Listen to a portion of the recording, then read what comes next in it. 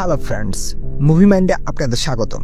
Cinema শুধু গল্প না, এটা এক একটা যাত্রা। কিছু মুভি সিরিজ আছে যেগুলো আমাদের শুধু বিনোদন দেয় না, আমাদের চিন্তা ভাবনাই বদলে দেয়। আজকের ভিডিওতে আমরা নিয়ে আসছি এমন কিছু টপ ক্লাস মুভি সিরিজ যেগুলো একবার দেখা শুরু করলে থামা মুশকিল।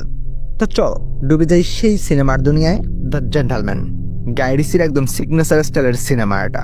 দ্রুতগতির সংলাপ, পাগলাটে সব চরিত্র, হাস্যরসের দারুণ অ্যাকশন একসাথে মিশে গেছে। মিথিউ, চার্লি হানাম, হিউ গ্রান্ট, এই তিনজনের পারফরমেন্স মিলে এক অদ্ভুত কিন্তু মজাদার পরিবেশ তৈরি করে। গ্যাংস্টাররা এখানে যেমন সিরিয়াস, তেমনি তাদের কার্যক্রমে অনেক হাসি পায়। প্লটটা এমন ভাবে মোড় নেয় যে এক মুহূর্ত বোরিং লাগে না, চক সরানো কঠিন।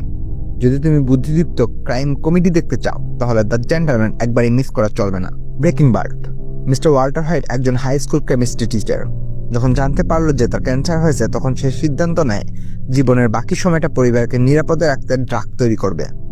এই সিদ্ধান্ত থেকেই শুরু হয় তার এক অন্ধকার পথে যাত্রা। ওয়াল্টার থেকে কিভাবে হাইজেনবার্গ হয়ে ওঠে সেটা দেখলে রীতিমতো রোমাঞ্চিত হতে হবে। এটা শুধু এক মানুষের বদলানোর গল্প না, এটা একটা slow burn masterpiece. The last of us, পৃথিবী যখন এক সংক্রমণে ধ্বংস হয়ে যাচ্ছে, তখন এক পুরুষ জয়াল আর এক কিশোরী এলিয়ের যাত্রা শুরু হয়। তাদের সম্পর্কটা এই সিরিজের প্রাণ। গেমের ভক্তরা যেমন খুশি হয়েছে, তেমনি নতুন দর্শকরাও মুগ্ধ হয়েছে এই সিরিজের ইমোশন, সিনেমাটোগ্রাফি আর গল্পে। It's more than a zombie show. এটা একটা মানবিক গল্প, বাঁচার ইচ্ছার গল্প।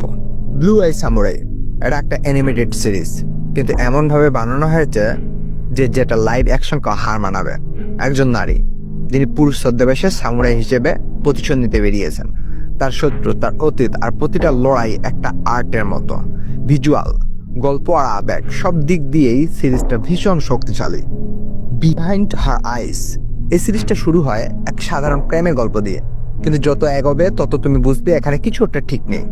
একটা অদ্ভুত প্রেম ত্রিভুজ, এক নারীর কনফিউজড মানসিক অবস্থা, আর শেষ দুইটা পর্বে এমন এক টুইস্ট আসে যা তোমার মাথা ঘুরিয়ে দেবে।